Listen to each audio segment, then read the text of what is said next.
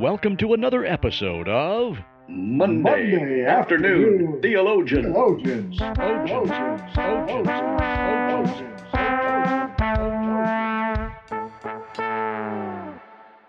Recording in progress. Hey, good afternoon, Rick, and our fellow theologians. Welcome to another Monday.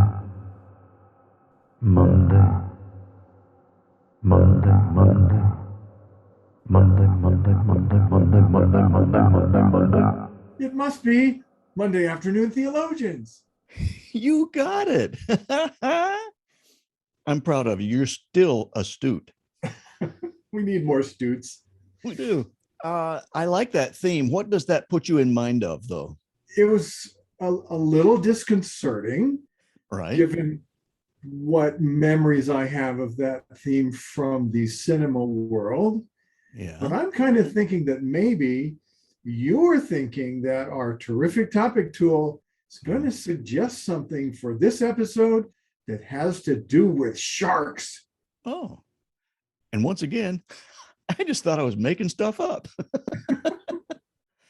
Well, nope. Actually, I thought I was really on the line of something that had water involved. There's no really stories that mention sharks specifically in the Bible. We know they must have existed. I mean, because there were descriptions about things swimming in the oceans and they had fins and stuff. But as far as the specific name shark, it's not in the Bible. Yeah, I was thinking that too. So why that particular theme music? Well, what is the first picture that comes into your mind when you hear that music? Well, it's sort of that first picture from the movie. They got the beach, the water, people are swimming. Yeah, you got it in the first three things that you mentioned right away. There's a beach, there's water, there's people. And that's what I was kind of thinking about. I think, hopefully, that the Dartboard of Destiny just might suggest for today's episode something having to do with water, sort of generally speaking. Well, now I'm curious. Why don't you check in and see if that's where we're headed? Okay, I'll do that. But first, let me tell you about a funny miracle that involved water. I was at my sister-in-law's house. My wife's sister's name is Melody, and we had some sort of a family gathering there a few years ago. And I decided that I would see if it was possible for me to baptize her via sprinkling without her knowing about it. And I managed to do that because do you know those little plate sprayers that sometimes have a flexible tube attached to them and they sit right down in their little spots on the sink? Yeah. Well, it's interesting because if you happen to have a hair tie from your wife, they're like a little rubber band and you can put that around the nozzle so that it kind of holds that handle down in the on position. And if it's facing toward the front of the sink, then what can you imagine might happen if Melody, let's say, pulls up the lever to release the water? Well, since that overrides the main faucet, she would get that full in the front. Amazing. And she did. Ooh. And there's a miracle here other than you surviving this whole process. That in itself was quite the miracle. But yes, there was a miracle. The miracle was I've never seen anybody shut the water off so fast. So that was my miracle having to do with water. All right. Well, let's see if we are, in fact, going to talk about that. I'll do that. Trusty dart. Here we go. Yes, sure enough. Nothing to do with sharks, as I suspected, but something to do, fortunately, with water. Otherwise, we would have wasted this intro. Yes, we would. So what does it specifically say? We get to look at more miracles, which is also cool. And it is 2 watery miracles. That is cool. And it kind of makes sense too. Since we looked at 5 miracles in our last episode, and this time we get to look at miracles that have something to do with water. Right-ho. So what's the first on our list of 2 watery miracles? Number 1, water into wine. I always like this one. We briefly mentioned it last time. And as I recall, this one is in John 2, first part of the chapter, verses 1 through 11. Right. Here's the situation. Jesus and a few of his disciples were invited to a wedding in Cana in Galilee, And Jesus' mother had some connection with the family. We're not sure what that connection was. She knew somebody who was hosting that banquet. And it kind of makes you wonder, was she friends with the mother of the bride? Was she related to maybe a cousin? We don't know, do we? No, we really don't. Passage doesn't say specifically. We do know that Jesus' mother was there and that she must have known the host well enough to want to help her when a big problem came up. So what was that problem? Well, weddings in the culture were steeped in tradition, and one of those traditions was a huge wedding banquet. In this case, something went wrong, and they ran out of wine. Bum, bum, bum. Oh no, that would have been terrible. And it would have been. For the host in the culture where hospitality was such a huge responsibility, to run out of wine would have been just deeply humiliating. Yep. And it's interesting to me that Mary turns to her son, Jesus, and says something really simple. She just says, They have no wine left. that's all she says. Right. And Jesus must have assumed that she wanted him to do something about it. And what he says in response to her at first glance sounds like he's being rude. He says, Woman, why do you involve me? Yeah, to me, because of my culture and my language, it sounds like Jesus is being rude. When I was growing up, I would never have referred to my mother as woman. unless you wanted to be grounded for like a month or two or life. Right. Well, we see a handful of other passages where Jesus refers to a woman as woman. And it's obvious that he's using a respectful word and a respectful tone. In our culture, we might say something like, my dear woman or dear lady, instead of just woman. That's helpful to know. It would be out of character for Jesus to be disrespectful to his mom. Right. And then the next thing that Jesus says sounds like something important. He says, My hour has not yet come. Ah, yes. And of course, that causes us to think, an hour for what? and we know that he's referring to the hour or the time when he was to start revealing himself as the promised Messiah. And it's interesting because Mary would have already known that he's the Messiah. I mean, it was pretty obvious when the angel came, says, you're going to have the child that will become the Messiah. Mm-hmm. But it wasn't the time to reveal it to everybody else. That's true. Mary had pondered those things in her heart. So we know that she knew something was up with this special boy. We saw something similar in just our last episode with the blind man who was healed by Jesus. Immediately after Jesus restored his sight, Jesus told that formerly blind man not to tip his hand by telling everybody who had healed him. Right. Jesus still had a lot to do before that appointed time. He was going to clearly reveal who he was and what he was there to do, but not yet. Not yet. Well, since we're still in Season 2. and we're still noticing places where we see situational humor, I can't help but chuckle a little bit at Mary's response, because Jesus just gets through telling her, My hour has not yet come. and what does Mary do? She turns immediately to the servants and tells them, do whatever Jesus instructs you to do. Yeah, I noticed that too. It's kind of funny. It seems like she would just naturally expect Jesus to do something. You know, she requested it. He should do it. yeah, maybe she knew how respectful and obedient he had been. And so she just knew that whatever she asked him to do, he would honor that wish and do it. Well, what happens next? Well, nearby, within sight, more than likely, there were 6 stone jars. And these were the kind that the Jews used for ceremonial washing. And they were good size. I mean, each jar held somewhere between 20 and 30 gallons. Wow, 20 to 30 each, times 6. That means the total number of gallons of this water that's going to become wine would be 120 to 180 gallons. Yowza.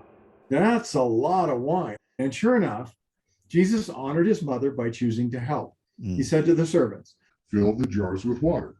he didn't say add grapes, just water. And Jesus didn't do anything else. He didn't recite an incantation or say a prayer. He really didn't do anything to call attention to this miracle. That's true. And I love this next part.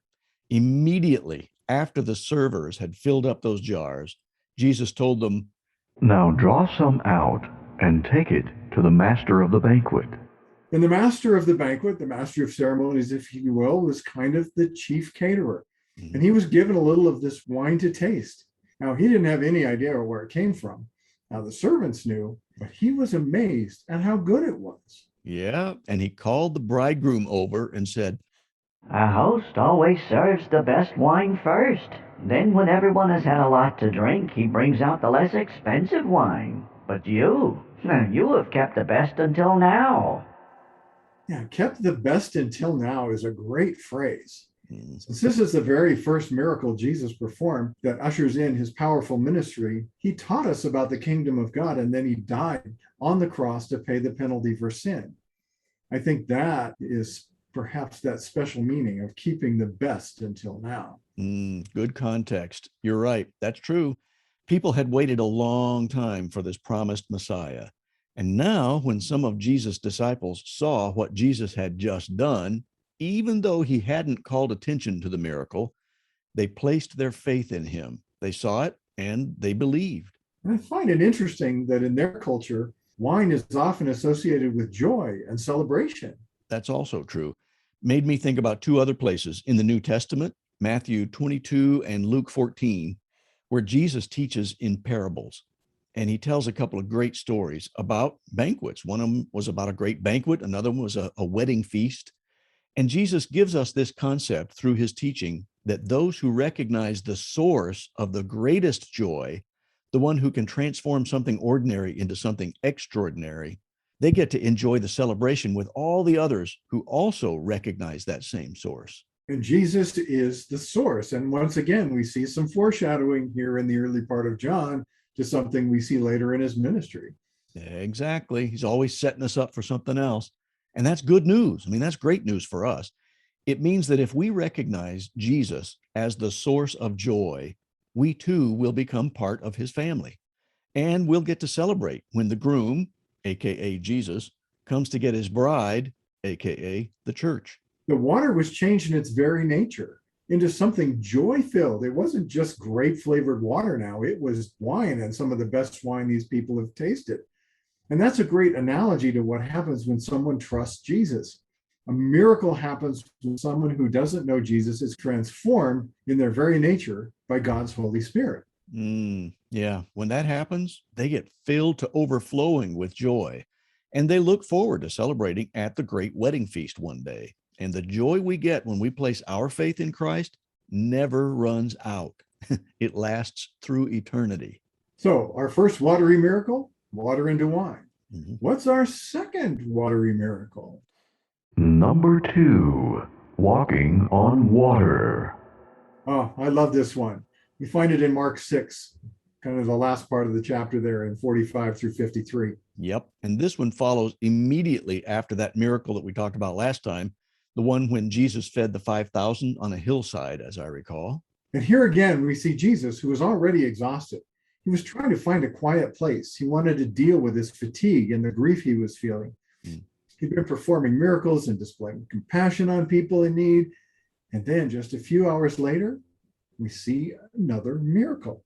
Right. And this account in Mark's gospel says that immediately after this, meaning the feeding of the 5,000, Jesus insisted that his disciples get back into the boat and head across the lake to Bethsaida while he sent the other people home. Isn't it true that you've seen this part of the Holy Land there? We have, actually. My wife Joy and I got a chance to visit that part of Israel. And the lake is not quite as big as we expected it to be, but 8 miles wide is still a long way across. And that was at the widest place. They probably would have cut the angle a little bit, so it would have been less than 8 miles, but still several miles across where they were headed. And it's a really incredible thing for us to have seen the wind whip up one morning and to see how huge those waves can get in just a few minutes. Disciples climb back in the boat. They start across the lake. And as you said, it's about 8 miles. Yes. And Mark tells us that Jesus told everyone goodbye and then walked up into the hills by himself to pray. Finally, get some peace and quiet, at least for a little while. Yeah, he must have needed it. And after only a few short hours, Jesus leaves his place of rest and prayer and heads across the lake, but on foot. That's something you don't see every day. No. And as per usual, Jesus continues to show his concern for others because he sees the disciples and they're struggling. They're having a hard time rowing against the wind and the waves that had come up so quickly on that lake. And by now, it's not just late at night. I mean, it's several hours later. Mm-hmm. It's pretty early in the next morning. Yep. Mark says it was about 3:00 in the morning when Jesus came toward the boys in the boat. And he was walking on the water. And this wouldn't be the last time these disciples found themselves in some impossible situations. not at all. There were several times when we see how they were really struggling against circumstances, and the circumstances were humanly impossible to deal with. Yeah. And what happens next to me again, because I tend to see humor and stuff, it seems a little funny if you ask me. Okay, let me ask. Is what happens next a bit funny? Thanks for asking. Yes. Since we would probably expect Jesus to walk right up to them, fix their problem, maybe even just hop in the boat. But that's not what happened, is it? No, not at all. Mark's account says that, quote, Jesus came toward them, walking on the water. He intended to go past them. I see what you mean. So he intended to just keep going right past the boat. Yep, that's what Mark said. I wonder why. I don't know. That's a good question. I scratched my head a little bit about that one too. I can't help but wonder if maybe he was going to see if they recognized him, or if he was going to let them learn from their own struggle without fixing it for them. I'm just not sure. Or maybe he saw a Subway and he was going to get a sandwich or something. That could be. I'm sure he would have been hungry by then. I would think so. You know that Jesus has everything for a purpose. And he was always trying to teach them something. Mm-hmm. And usually what he was teaching them had to do with his identity and his purpose. Yeah, maybe he saw that it hadn't really sunk in yet from the feeding of the 5,000 that had happened just the evening before. And they needed to see that he was powerful enough to handle any situation. And maybe they needed to see more evidence that he wasn't just a prophet or a good teacher, that he was different than any other human leader that they have ever seen.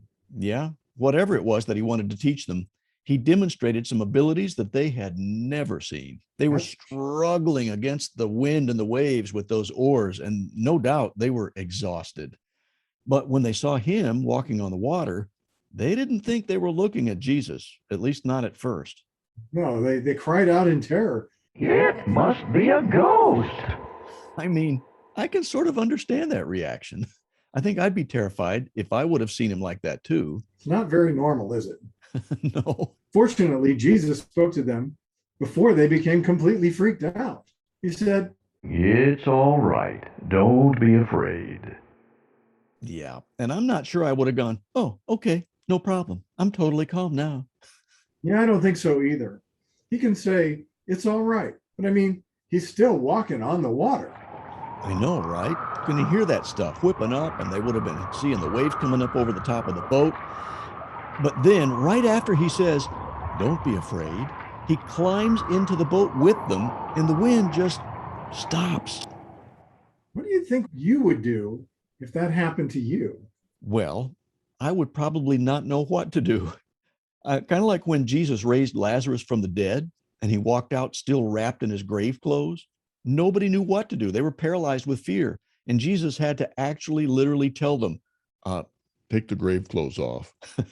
because they had been on this guy moments earlier who was dead in the tomb. And that's what Mark says the disciples were like in this case too. They just sat there. Yep. So after feeding the 5,000 men, Plus all the women and children.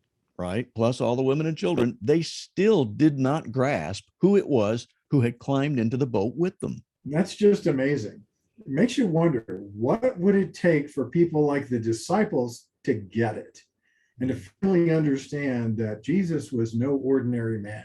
Well, I suspect it will take something even more astounding than these watery miracles for them to comprehend that Jesus is someone far above any other person they had ever met. It would take his death, burial, and resurrection. And a whole lot of personal appearances after that. Yep, a lot of appearances to hundreds of people, in fact, for them to look back on all these miracles and the lessons that go with them that Jesus had shown them and taught them. I often wonder, if I had been called a disciple, would I get it earlier? Would I be just like the 12, dumbfounded half the time, wondering what's going on, absolutely clueless that even though these miracles were going on, thinking perhaps there's something special about this guy. I mean, we have to think, we look at Matthew, it's chapter 16 before Peter says, "You are the Christ." Right. That's quite a bit of time that they've been together. And finally, he gets it. Yeah. Yeah, no kidding. Something popped into my brain as you were talking about that, wondering what would I be like if I watched a pretty serious accident in our school parking lot one time when a guy was on a mini bike and he hit the sidewalk at an angle going so fast that it flipped him up into the air, and he caught his leg between the mini bike and a steel pole. And you could see that leg just break. And he was flipping around and he hit the concrete, and I just froze. I had no training for that. I didn't know what to do next. And so I just stood there with my mouth agape. Fortunately, there was a guy there who had had some Red Cross training because he'd been a Boy Scout, and he leapt into action and ran to his car and got a towel and started pushing against some of the wounds to stop the blood. And he kept him still, and he did all the right stuff. I think some of these things were so outside the area of normal for these disciples that they didn't know what to do. It would just freak them out. And it took a little training over time, watching Jesus do things that were way outside the box before it started to feel normal, and that they could enter into those miracles and see that as something that, oh yeah, this guy does that all the time.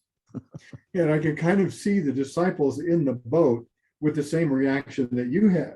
Jesus walks on the water, climbs in the boat. "Hi guys, it's me." And they're just looking at him like, well, I don't get it. Yep. Because you and I both have talked about having walked with Christ for a number of years now, I think that over time, we do start to understand more about Jesus, and we can read about these miracles and not think of them as being so extraordinary. But if we were brand new to them, oh yeah, they would be way extraordinary. It would be beyond anything we had noted before, and we wouldn't know what to do about it, I don't think. Well, and something we've talked about on a number of occasions is society now. We don't find people with a lot of the biblical background that normally would have come from years of attending Sunday school, being in church since they were 5, hearing all the stories, where it would seem normal. And now when people are confronted with these things, they have that same level of disbelief because it's outside their experience, just like you said. Yeah, so true. And I hope that I'm getting to know Jesus well enough that if he were to do some things that are outside the box even today, I wouldn't just stand there with my jaw open. I would say, oh, that's great. Jesus did that. I recognize it. Yeah, I'm, the more I'm dealing with the concept of miracles in another project, it's like I would kind of really like to see some of those things happening again in these tangible ways that really show the power of God to act as a catalyst to the salvation experience for people who have no idea who Jesus is and what he's done. Yeah, and that ought to be the purpose of those miracles for sure, revealing who Jesus is and what he's done for us. Yeah, like you say, it always came down to teaching and purpose. And it's easy for me to want miracles, but usually I want them to make my life better. Instead of, I would like to see a miracle so that lost people can be saved and come to know Christ like I know him, so that they can take care of their eternal problem, which is a sin problem. Well, and so many times we see when the miracles were taking place, it was miracle, your sins are forgiven, or your sins are forgiven, here's the miracle that backs it up. So we know that that was the purpose of the miracle, to really establish his authority as the one sent by God to do these things, so that he would be in a position to take that sin later on, and in this case, somewhat less than 3 years away. Yeah, another good point. And it's nice to see all these kind of compacted into one small series, because we tend to look at those miracles sort of each standalone. But when we see the progression of his ministry and we see all the kinds of miracles and the teachings that accompany them, it really elevates that thought that he's pointing to his main miracle, which was his resurrection. That's the one that's big, because he conquered sin and death and Satan once and for all. And he made a way back to God for anybody who trusts him so that we could have eternity forever in God's presence. Right. And that's the assurance that we want to have. And it is interesting, as you say, that they do seem to stand alone in the narrative of the Gospels. And yet at the end of John, as we've said before, there's a passage that says, he did these and so much more that the world couldn't contain it all if it was written down in books. So it's almost as if it was nonstop. It was just continuing. And in this situation, we see he fed the 5,000 and then he walks on water just a few hours later. Those miracles came in pretty quick succession. So it's conceivable that they were happening all the time. And we see it when it says hundreds of people came out to greet him and he healed their sick, as if there were many amongst them who were coming for that. And then I wonder, did those who were healed get the real message? Whereas what you said, I want the miracle so my life is easier, but the miracle is to lead people to salvation. Right. It seems in one case, at least, that not everybody did get it, or if they did get it, they didn't go back to thank him because he healed 10 different people and only one of them returned to say, hey, thanks for that. And he says, where are the rest of these guys? Well, I think that looking into these miracles really helps to solidify our faith and our understanding of just how powerful he is. I think that's about all the time we have for this episode. Time for just 2 miracles today. There's so much more that we could unpack from these. But why don't you lead us in a prayer asking God to continue opening our eyes to the truth that Jesus has for us in these miracles, those that have been recorded in his word, so that we can grasp the most important miracle of all, the one that we talk about all the time. And that's the transformation of our hearts as we trust Christ as our Lord and Savior. Oh, that's so well worded that I just need to pray that. That was really good. I'll try to rephrase that as a prayer because I think that's important. Yeah, let me do that. Father, we do thank you for these miracles. And thank you that you can help us look at them to recognize that you are always teaching through the miracles. And you are teaching us about your authority and about your real identity and mission. And I do thank you that we can trust you fully because we know that you have proven your authority over everything, over creation itself, over sickness, and even over death, and especially over sin, because that's what keeps us from getting to know you and being in a right relationship with you. So I pray that if any of our fellow theologians need to take that step of faith, they'll do so by simply asking you to forgive them of their sin and to become the guide, their spiritual guide of their life forever, as you continue to transform them from the inside out through your Holy Spirit. Thank you that you do that for all who call on the name of the Lord. We ask these things in your name. Amen. Amen. So I thought there was some good stuff in there. What do you think the chances are that we'll be back next week to do this again? I'd say that the chances are pretty high, maybe 98.6%, especially since I know we have not exhausted all the miracles that have something to do with water. That's right. But of course, we'll have to check in with the Dartboard of Destiny next week to see if that's what we'll discuss. I, for one, am hopeful that we'll get to look at some more watery miracles. Me too. I'm hoping that that's what the Dartboard of Destiny tells us. And I'm also hopeful, fellow theologians, that you will join us again next time for another episode of Monday Afternoon Theologians. Theologians.